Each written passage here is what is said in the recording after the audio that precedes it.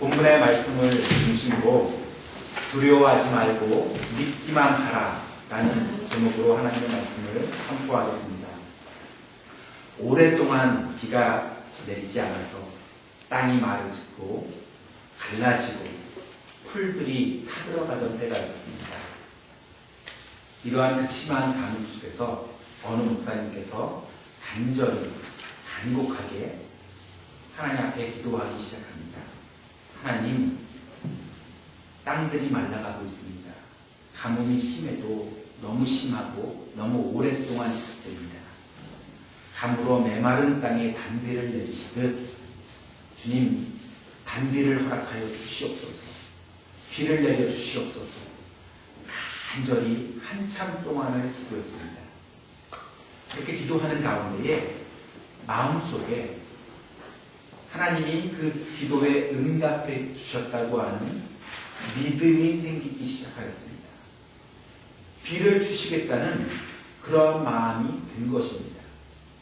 기도를 마치고 목사님께서 외출을 하게 되었는데, 사랑하는 성도 여러분, 우산을 갖고 나가야 하는 것입니까? 밖에는 태양이 쨍쨍 내리쬐고 있고 구름 한 점 없는 그런 화창한 날씨입니다. 어떻게 해야 하는 것입니까? 오늘 말씀을 통해서 우리의 믿음을 다시 한 번 더 점검해 볼 수 있기를 원합니다. 아멘. 우리들의 믿음이 이 예수님의 말씀을 통해서 한 단계 더 업그레이드 될 수 있기를 원합니다.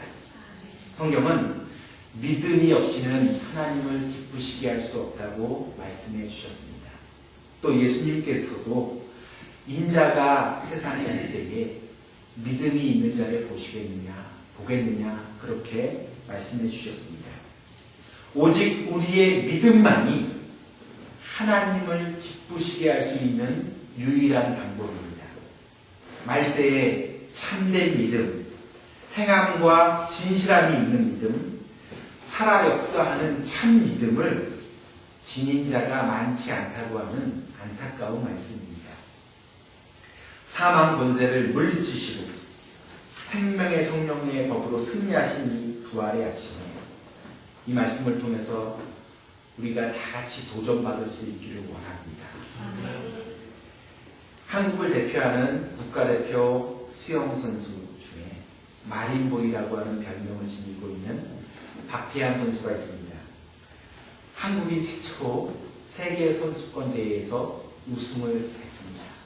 그리고 베이징 올림픽에서 금메달을 따냈습니다. 한국 선수가 수영이라고 하는 종목에서 말입니다. 신체적인 열악함을 지니고 있는데도 불구하고 당당하게 우승을 하고 금메달을 땄습니다. 박태환 선수가 인천공항으로 돌아올 때에 수많은 인파가 몰려들었고 기자들이 와서 응집하여서 취재하였습니다. 그 열기가 대단했습니다. 큰 환영 행사였습니다. 김연아 선수도 마찬가지입니다. 김연아 선수는 최초, 최고, 유일한 이러한 세 가지 수식어가 항상 따라다니는 독보적인 피겨스케이팅 선수입니다. 피겨스케이팅 역사상 지금까지 존재하는 선수 중에 가장 최고의 피겨스케이팅의 여왕이라고 불려지는 그러한 자랑스러운 선수입니다. 김연아 선수도 어디를 가든지 수많은 사람들이 몰려듭니다.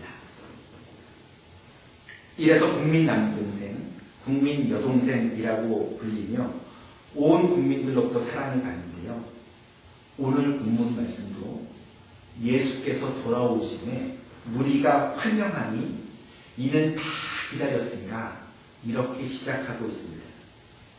왜 많은 사람들이 예수님을 환영하고 기다렸을까요? 그것은 예수님께서 인간의 상식과 또 한계를 초월하는 수많은 이적과 표적과 기세들을 행하면서 다니셨기 때문에 그렇습니다. 본문 말씀의 바로 앞 말씀인 누가복음 7장만 보더라도 예수님께서는 거센 바람과 큰 파도를 잔잔케 하셨습니다. 초자연적인 기적의 역사입니다. 그리고 거라사 지방에서는 누구나 다 알고 있는 군대 귀신이 들려있는, 그래서 사람들이 쇠사슬로 묶고 고랑으로 올가매면서 활동을 자제시켜도 그것들을 끊고 마구 활개치며 돌아다니는 그러한 귀신 들린 자를 주님께서 고쳐주셨습니다. 누가복음 7장 말씀을 보면요, 이 사건이 모든 사람들이 다 알았다고 합니다. 거라사 지방의 사람들이 알았고 그 근방에 있는 사람들이 그 된 사건을 접하고 크게 놀라며 두려워했다고 했습니다. 회당장인 야이로는 이런 예수님을, 이런 능력을 지니신 예수님을 앉은 병자를 일으키시고 중풍병자를 고쳐주시고 장님을 보게 하시고 기머거리를 듣게 하는 거라사 귀신 들린 자도 온전케 치유해 주시는 예수님이 돌아오기를 손꼽아 기다렸습니다.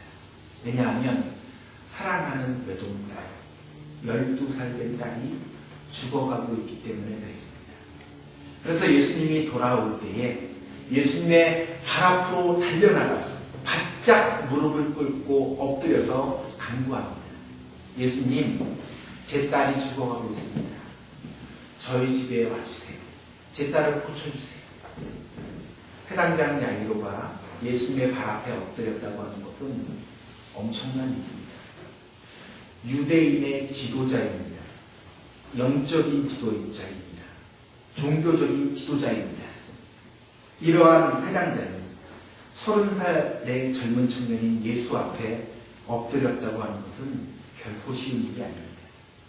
그러나 그의 마음속에는 예수님이시라면 반드시 내 딸을 고쳐주실 수 있을 거라고 하는 믿음이 있었습니다. 그렇기 때문에 엎드려서 간절히 간구한 것입니다. 이 엎드렸다고 하는 헬라어는 페손이라는 말로 즉각적이고 완벽한 굴복을 하는 말입니다. 야이로는 딸이 예수님이 치유해 주시면 확실하게 고침받을 거라고 하는 확고한 믿음을 갖고 있었던 것입니다. 이러한 해당장의 요청에 예수님께서 발걸음을 옮기십니다. 그런데 그 여정 가운데 문제가 생겼습니다. 집으로 가는 도중에 12해 동안, 12년 동안 혈루증으로 고통당하던 여인이 예수님의 걸음을 멈춰서게 한 것입니다. 혈루증이라고 하는 것은 여성의 생식기에서 부정기적으로 피가 출혈하는 병으로 출혈성 자국 내막염 또는 자궁암으로 인해서 생기는 병입니다. 더욱이 레이기서는 이 병을 부정한 것으로 취급해서 성전에 들어가지도 못하게 하였습니다. 중한 병으로 얼마나 고통을 당했겠습니까? 본문은 아무에게도 고침을 받지 못했다고 증언해 주고 있습니다. 수많은 의원을 찾아가서 병고침 받기를 원했지만 그 어떤 의사도 혈루증 여인을 고치지 못했다는 것입니다. 이 여인이 드디어 나음을 이룬 것입니다. 예수님께서는 딸아, 내 믿음이 너를 구원하였으니 평안히 가라, 그렇게 말씀해 주셨습니다. 이처럼 예수님께서는 그 어떤 병도 다 고쳐주실 수 있는 명의 중에서도 명의이셨습니다. 예수님께서 여인과 말씀을 나눌 때에 야이로의 집에서 사람이 옵니다. 그리고 하늘이 무너지는 것과 같은, 청천벽력과 같은 그러한 안타까운 소식을 전합니다. 당신의 딸이 죽었습니다. 예수님을 더 괴롭게 하지 마세요. 큰일이 났습니다. 눈앞이 캄캄합니다. 어떻게 해서 예수님을 지금 집으로 모셔가고 있는데 예수님만 만나면 반드시 고쳐질 터인데 그새를 못 견디고 죽다니. 사랑하는 성도 여러분, 여기에 야이로의 딜레마가 있는 것입니다. 이제 어떻게 해야 하는 것입니까? 예수님을 집으로 모시고 가야 하는 것입니까? 따님이 죽었는데, 아니면 주님 마음 써주셔서 발걸음을 옮겨주시기까지 하시고 너무 감사한데 제 딸이 죽었다니 어찌할 수가 없네요. 이렇게 푸념하며 그냥 포기하고 말아야 하는 것입니다.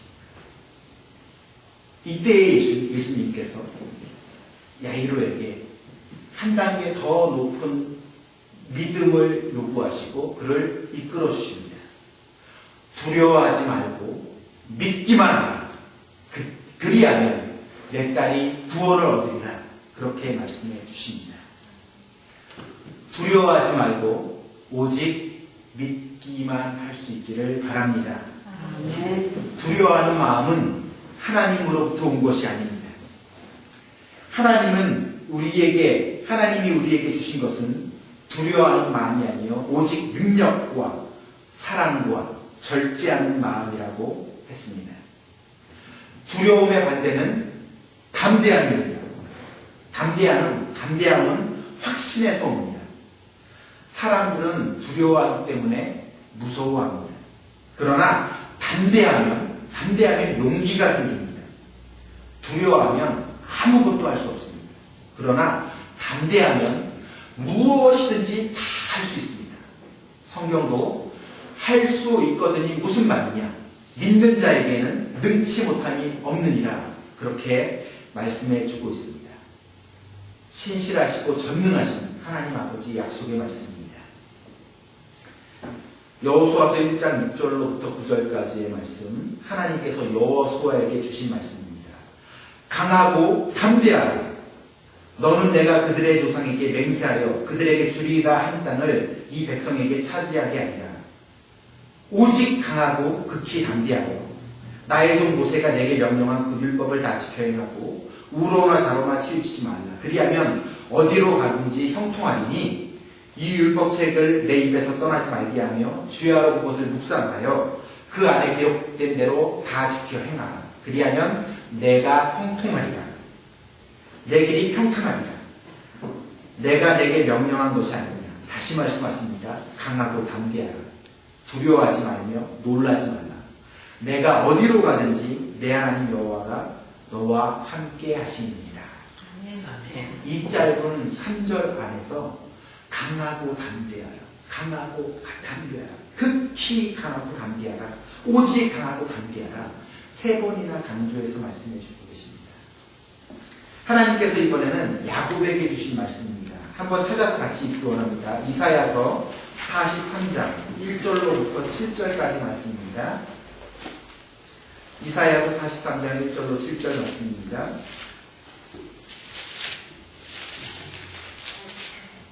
(43장) 1절로 7절까지의 말씀. 1절 말씀 읽고 5절 말씀 읽겠습니다. 하나님의 말씀은 같이 있습니다. 야곱아, 너를 창조하신 여호와께서 지금 말씀하십니다. 이스라엘아, 너를 지으신다 말씀하십니다. 너는 두려워하지 말라. 내가 너를 구속하였고 내가 너를 지명하여 불렀나니 너는 내 것이다. 5절입니다. 두려워하지 말라. 내가 너와 함께하여 내 자손을 동쪽에서부터 오게 하며 서쪽에서부터 올 것이며 내가 북쪽에게 이르기를 내놓으라. 남쪽에게 이르기를 가두어두지 말라. 내 아들들이 먼 곳에서 이끌며 내 딸들을 땅끝에서 오게 하며 7절입니다. 내 이름으로 불려지는 모든 자 곧 내가 내 명령을 위하여 창조한 자를 오게 하라. 그를 내가 지었고 그를 내가 만들었다. 동서남북 사방으로부터 온 사방으로부터 하나님의 백성을 불러 모아 주시겠다고 하는 말씀입니다. 담대함하면 떠오르는 인물이 있습니다. 이보다 더 담대할 수 없습니다. 성경에 나오는 인물 가운데 여호수아도 담대하고요. 신약 성경에 나오는 예수님의 제자 가운데 베드로 맞습니다. 예. 바다 위로 뛰어들어서 무리를 걸었던 사람은 사람으로서는 유일하게 베드로 한 사람뿐입니다. 물론 나중에 의심해서 다시 빠지기는 했지만 바다 위를 걸어본 사람이 온 인류 역사상 누가 있겠습니까? 베드로와 요한이 제9시 기도 시간에 성전으로 올라갔습니다. 근데 성전 미문에 앉아있는 안진뱅이 한 사람을 봤습니다. 미문에 앉아서 구걸하면서 하루하루 연명했던 거지입니다. 근데 베드로와 요한이 주목하여 보고 그에게 내게 은가금은 없거니와 내게 있는 것으로 내게 주노니 곧 나사렛 예수 그리스도의 이름으로 일어나 걸어라 라고 하며 복음의 말씀을 선포합니다. 안진뱅이에게 있어서 나면서부터 안진뱅이입니다. 평생 동안 단 한 번도 일어서 본 적이 없는 안진뱅이입니다. 이 안진뱅이에게 가장 복된 소식이 무엇입니까? 일어나 걷는 것 아니겠습니까? 근데 한번 바꿔서 생각해 보시기를 바랍니다. 베드로 마음에 그 복음의 말씀을, 능력의 말씀을, 생명의 말씀을, 진리의 말씀을, 부활의 말씀을 선포하면 일어날 것이라고 하는 마음이 주어져서 선포한 것입니다. 근데 얼마나 담대한 거예요. 담대함은 있지만 반대로 얘기하면 너무 무턱대고 그냥 얘기하는 겁니다. 만약에 내가 이렇게 얘기했는데 안 일어나면 어떡하지? 나사렛 예수의 이름으로 일어나 걸어라! 계속 앉아있는 거예요. 그 다음엔 그 일을 어떻게 책임질 것입니까? 사도로서의 체면도 말이 아니고요. 일어날까 안 일어날까 이렇게 갈등하기 시작하면 이렇게 선포할 수 없는 것입니다. 베드로는 성령의 감동이 들었을 때 즉시로 자기의 이성으로 판단하지 않고 입술로 선포해버렸습니다. 이것이 때때로 주의 종들에게 주어지는 괴로움이고 갈등이기도 합니다. 하나님의 말씀을 선포함에 있어서 선포하라는 감동을 주시는데 많은 생각들이 떠오릅니다. 많은 얼굴들이 스쳐 지나갑니다. 이후에 어떤 일이 벌어지게 될지 걱정이 됩니다. 그래서 말씀을 감동대로 못 전할 때가 적지 않게 있음을 고백드립니다. 나사렛 예수의 이름으로 일어나 걸어라. 이 놀라운 베드로의 순종에 엄청난 기적의 사건이 벌어졌습니다. 지난 한 주 저희 생명나무 교회는 고난주간 특별 새벽 기도회로 한 주간 열심히 새벽을 깨우고 모여서 하나님의 말씀을 받고 기도하고 찬양하며 예배드렸습니다. 사순절이 시작될 때쯤 하나님이 저에게 그런 감동을 주셨습니다. 고난주간 한 주 가서 같이 예배드리면 어떻게 하냐. 근데 아시잖아요. 제가 글로도 썼지만 1시간 운전해서 와야 하고 또 예배를 마치면 1시간 반을 운전해서 가야 직장에 도착합니다. 그리고 고난주간이 1년 52주간 가운데 있어서 제가 일하는 직장이 세 번째로 바쁜 주간입니다. 성금요일이 얼마나 바쁜 날인지 몰라요. 정말 눈코 뜰 새 없이 바쁜 날이에요. 그렇기 때문에 그날을 위해서 한 주간 전체 준비해야 되는 날이에요. 쉬는 시간이 없어요. 정말 100m 달리기 하듯 12시간을 일해야 하루에 일정이 끝나는 피곤하고 고난 그러한 주간입니다. 그래서 제가 한 주 미루고 2주 미루고 3주째인가 아마 이렇게 미룰 때쯤 됐는데 그래도 하나님의 어떤 감동 인도하심이 분명한 것 같아서 제가 김 목사님한테 말씀드리고 또 김동욱 시사님하고 상의해서 그렇게 시작이 된 것입니다. 그 고난주간 특별 새벽기도회 어떠셨어요? 은혜가 있으셨습니까? 저의 생각이 아니라 하나님이 특별한 섭리와 계획 속에서 저희들에게 은혜의 시간으로 선물로 베풀어 주셨다고 믿으십니까? 새벽 기도회를 진행하면서 그 중간쯤 됐을 때에 계속해서 새벽 기도는 새벽 재단을 쌓고 말씀에 집중해서 말씀을 붙잡고 합심해서 교회를 위해서 기도하라고 하는 그런 감동이 조금씩 들기 시작했습니다. 그래서 제가 또 갈등하기 시작했습니다. 한 주면 주님 족하지 않나요? 그렇게 며칠을 갈등하고 고민하던 끝에 저는 순종하기로 마음을 먹었습니다. 지난 한 주간의 삶을 돌아보면 말씀을 다 준비하고 편안하게 자면 얼마나 좋겠어요. 근데 제 삶이, 제 여건이 그렇게 허락이 안 되더라고요. 집에 어떤 날 누가 오면 10시쯤 되는데 뭐 그때 간단하게 뭐 먹고 뉴스는 제가 꼭 봅니다. 또 저희 홈페이지는 꼭 들어와서 보려고 합니다. 그리고 빠지지 않고 이메일은 하루에 한 번 정도는 체크하려고 하는데 깜빡하고 못할 적도 있습니다. 한 30분 정도 시간이 걸리는 것 같은데요. 항상 보면 뉴스를 틀어놓고 제가 자고 있습니다. 그러니까 다 못 보고 자는 거예요. 근데 주님께서 한 2시쯤이면 깨세요. 그럼 새벽 2시에 일어나서 말씀 준비하고 기도하고 5시가 되면 운전해서 오고 예배를 마치고 돌아가는 그러한 일정이 고난주간 한 주간이었습니다. 근데 저에게 얼마나 큰 유익한 은혜가 되는 경건의 훈련의 시간이었는지 모릅니다. 하루의 삶을 시작하면서 적어도 운전하고 오가면서 기도하고 찬양하는 시간도 귀했고요. 하루에 5시간을 또 그 이상을 하나님 앞에 먼저 드리고 삶을 시작하는 거니까 참 은혜가 되더라고요. 감사했습니다. 또 합심해서 기도하라고 하는 말씀에 감동이 되기 시작했습니다.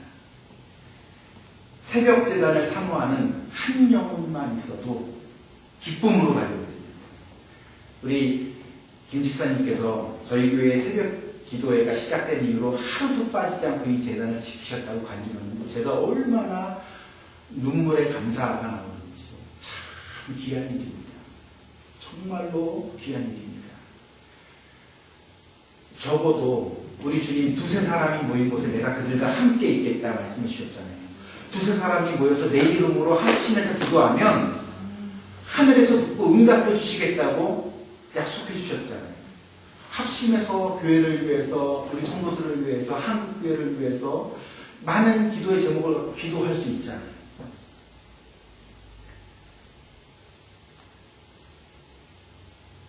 우리 모두가 하나님이 찾으시는 그 한 영혼이 될 수 있기를 바랍니다. 네. 아멘 하신 줄로 믿고 감사합니다. 형편이 되는 대로 최대한 열심히 기도하십시다.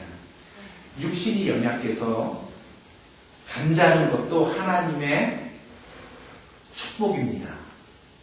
믿으시기 바랍니다. 하나님이 사랑하는 자에게 잠을 주시겠다고 하셨습니다. 그러나 새벽을 깨우는 성도가 된다면 이것은 더 큰 축복이 될 줄로 믿습니다. 제게 주신 놀라운 감동은요, 교회에 부흥이 있겠다는 것입니다. 좀 크게 하세요. 아멘. 믿음대로 한번 아멘하시기 바랍니다. 말씀 중심, 기도 중심으로 마음을 합하면 큰 부흥을 주시겠다는 것입니다. 아멘. 마치 제가 40일 금식 기도에 조심스럽게 순종할 때와 같은 분명하고도 확실한 영적인 음성이 저에게 주어졌습니다. 누가 세상에 40일 금식 기도 하고 싶은 사람이 어디 있겠어요? 근데 400명 성도 가운데 300명이 넘는 340명의 성도들이 상처받고 2-3달 만에 뿔뿔이 흩어졌습니다. 그 가운데 어렵게 예수 믿었는데 아예 신앙을 떠나서 예수님 안 믿은 사람도 있습니다. 또 우리의 리더들은 훈련이 돼서 신앙생활은 착실하게 했지만 교회를 정하지 못하고 6개월에서 1년가량 방황하는 영혼들이 있었습니다. 그 영혼들의 모습을 보면서 제 마음 가운데서 피눈물이 뚝뚝뚝뚝 떨어지더라고요. 그때 저는 기도원에 올라가서 기도한 것이 아니라 풀타임으로 100% 현장에서의 삶을 그대로 감당하면서 물만 마시고 40일을 기도했습니다. 하루 하다 보니까 40일이 된 것입니다. 저는 여태까지 전 세계에 있어서 기독교 역사나 그 어떤 책이나 무엇을 통해서도 들어보지도 못하고 듣지도 못했습니다. 물론 기도원에 올라가서 잠도 충분히 주무시고 육신이 연약해지니까 잠이 많이 오게 되어 있습니다. 동물들이 동면하는 것처럼 그렇게 기도하시는 분들, 목사님들은 여러 봤습니다.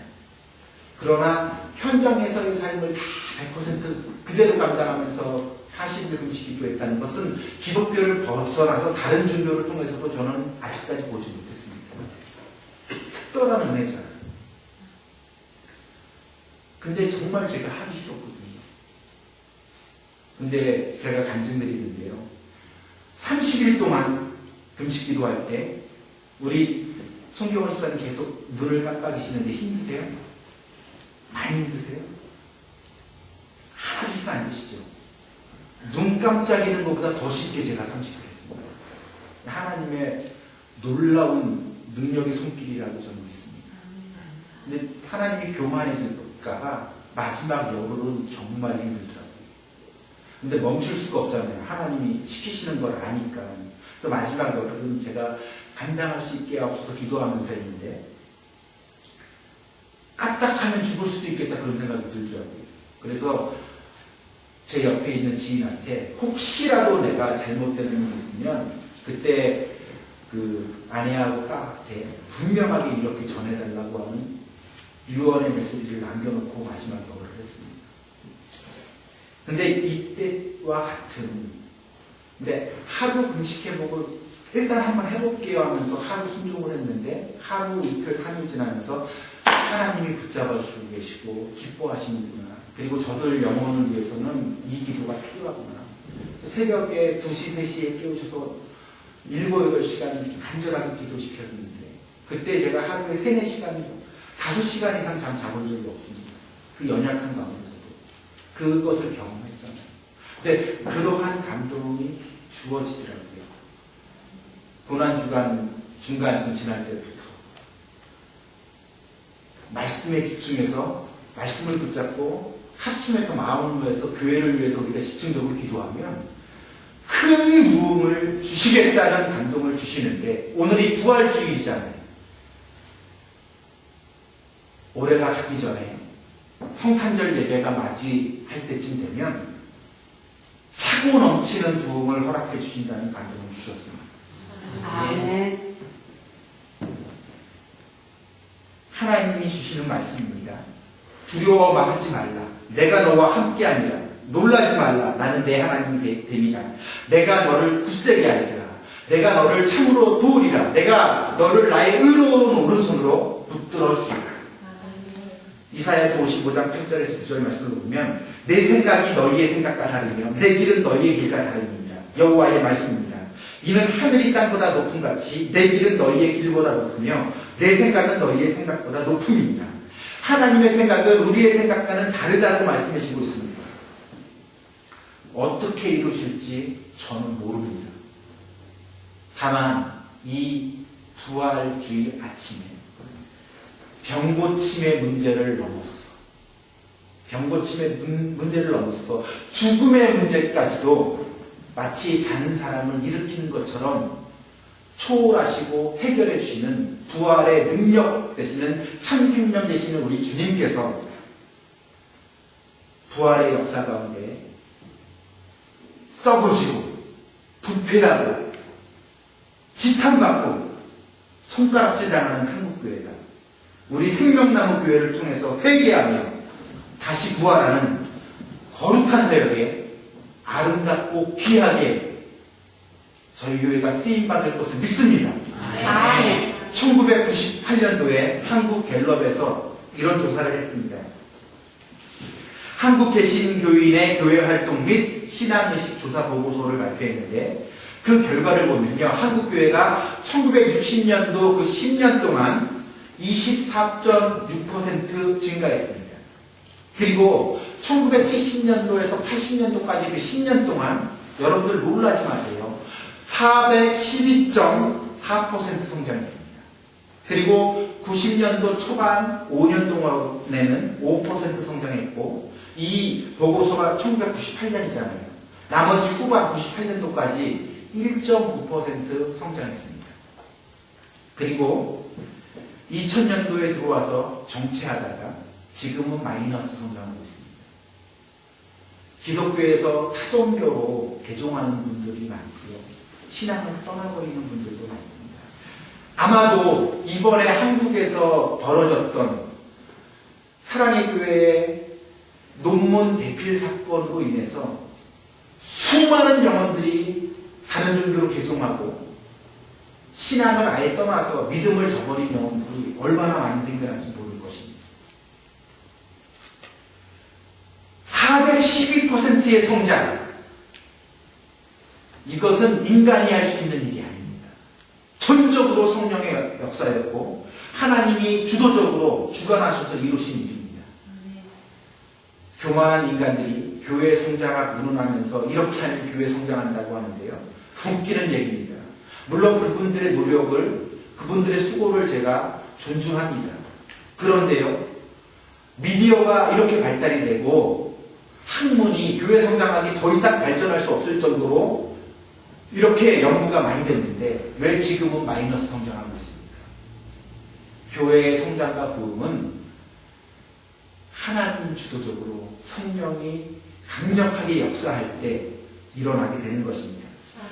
계속해서 주시는 말씀입니다. 너희는 이전 일을 기억하지 말며 옛적 일을 생각하지 말라. 보라, 내가 새 일을 행하니 내가 사막에 강들을 내고 광야에 길들을 내리라. 그래서 내 백성으로 하여금 마시게 할 것이라. 이 백성은 내가 나를 위하여 지었나니 나의 찬송을 부르게 하려 한다. 하나님께서 새 일을 행하시는 줄로 믿습니다. 아멘. 우리가 믿음으로 받고 순종하여 합심하여 기도하고 말씀 붙잡고 몸부림치면 필라델비아 교회처럼 적은 교회지만 하나님이 오병이어의 기적을 이룬 것처럼 역사해 주실 줄로 믿습니다. 아멘.